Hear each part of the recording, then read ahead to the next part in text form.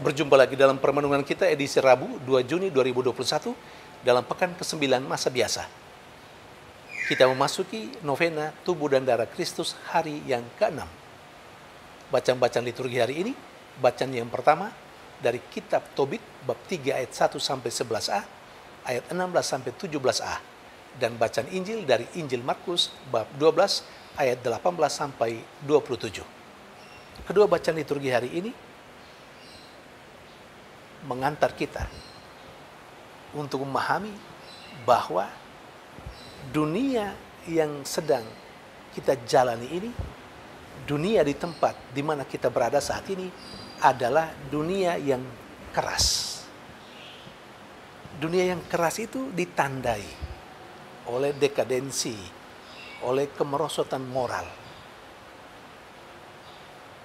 Orang yang baik, orang yang beriman,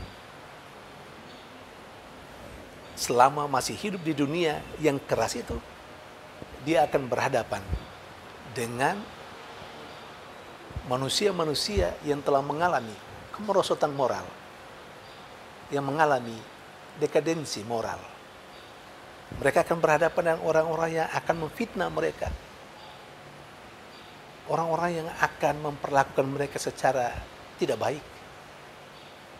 Bahkan orang-orang beriman, orang-orang saleh, orang-orang baik itu pun seakan merasa tidak tahan hidup di dunia seperti itu.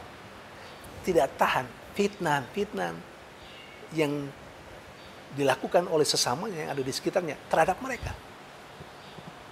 Itu dialami baik oleh Tobit maupun oleh Sarah, seperti yang diceritakan dalam bacaan pertama hari ini.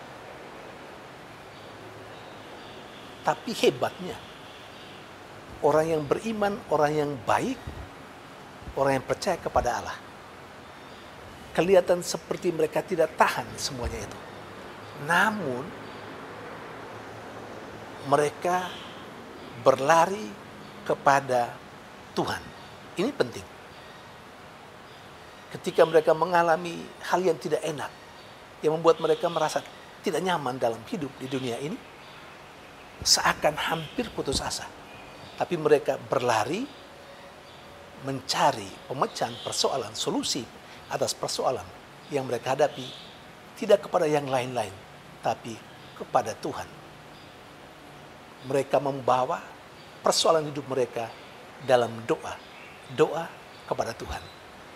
Itu yang dilakukan oleh Tobit dan Sarah. Dan bacaan pertama menegaskan Tuhan pada akhirnya mengabulkan keluhan dan rintihan hati mereka.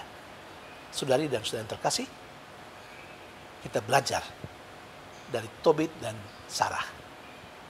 Yang pertama, kita harus sadar bahwa dunia di mana kita berada adalah dunia yang keras. Dunia yang telah mengalami dekadensi moral. Dunia di mana manusia, termasuk sesama kita, yang hidup bersama kita, adalah mereka yang juga mengalami kemerosotan moral, yang tidak menghargai martabat manusia atau sesamanya yang lain, yang suka memfitnah, yang suka menyampaikan kata-kata kebencian. Kita harus sadar, dunia di mana kita berada saat ini adalah dunia model itu, yang terkadang membuat kita tidak tahan hidup di dunia seperti itu. Tapi kita juga lagi-lagi mau mencontohi apa yang dilakukan oleh Tobit dan Sarah. Ketika kita menghadapi dunia yang seperti ini, kita jangan lari kemana-mana. Kita tetap mau berlari kepada Tuhan. Dalam doa kita berlari, kita menyerahkan, kita mempersembahkan persoalan hidup kita kepada Tuhan saja. Sama seperti Tuhan akan mendengarkan rintihan keluhan Tobit dan Sarah, yakinlah Tuhan pun akan mendengarkan keluhan, rintihan hati kita. Jangan kemana-mana ya, berlarilah kepada Tuhan, karena di dalam Tuhan kita akan mendapat solusi atas setiap persoalan dan permasalahan yang kita hadapi di dunia yang keras ini. Yang kedua, juga masih bicara tentang dunia yang keras itu. Dunia yang keras yang ditandai oleh kesesatan berpikir, kesesatan dalam cara berpikir. Bacaan Injil mengungkapkan itu. Sekelompok orang Saduki adalah termasuk kelompok yang sedang mengalami kesesatan dalam cara berpikir. Mengapa? Yang ada dalam pikiran mereka adalah hidup di dunia ini akan sama persis dialami di dunia akhirat. Contoh yang paling konkret yang ditegaskan dalam bacaan Injil adalah soal kawin gemawin. Mereka menyamakan begitu saja dalam pikiran mereka.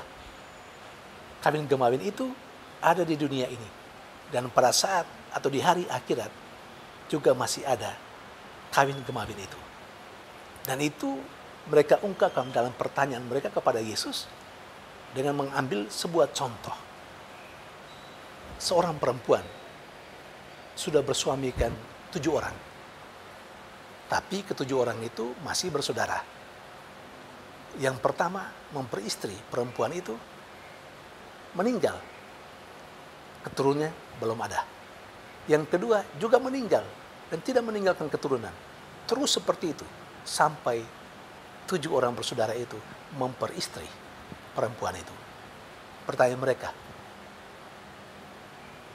bagaimana besok pada saat kebangkitan? Perempuan itu menjadi istri dari siapa? Dari ke-7 bersaudara itu. Disinilah letak kesesatan berpikir mereka. Dan Yesus dengan tegas mengatakan, kamu sesat. Saudari dan saudara terkasih. Cara berpikir yang tidak sesuai dengan apa yang dipikirkan Allah, apa yang diajarkan Allah, itu merupakan sebuah kesesatan dalam cara berpikir. Mungkin saja kita mengalami itu. Mungkin saja dalam hal-hal tertentu, dalam persoalan-persoalan tertentu, kita masuk dalam kelompok orang yang sesat dalam cara berpikir. Saya tidak tahu kesesatan dalam cara berpikir soal apa. Kita sendiri yang tahu dan mengenalnya. Saya hanya mau menegaskan bahwa jangan sampai kita dipengaruhi oleh cara berpikir yang menyesatkan kita. Sebagai orang yang percaya kepada Tuhan, kita harus tahu pasti apakah yang disampaikan kepada kita. Apakah orang-orang yang menyampaikan pikiran-pikiran kepada kita, apakah orang-orang yang bergaul dengan kita membawa kita kepada dalam kesesatan cara berpikir, atau mungkin sesat dalam bertingkah laku, atau sesat dalam hal yang lain. Maka kita perlu waspada, kita jangan pernah mau disesatkan oleh siapapun. Kita punya prinsip kebenaran, itu yang harus kita ikuti. Dan kebenaran yang paling utama hanya ada dalam Yesus. Tuhan memberkati.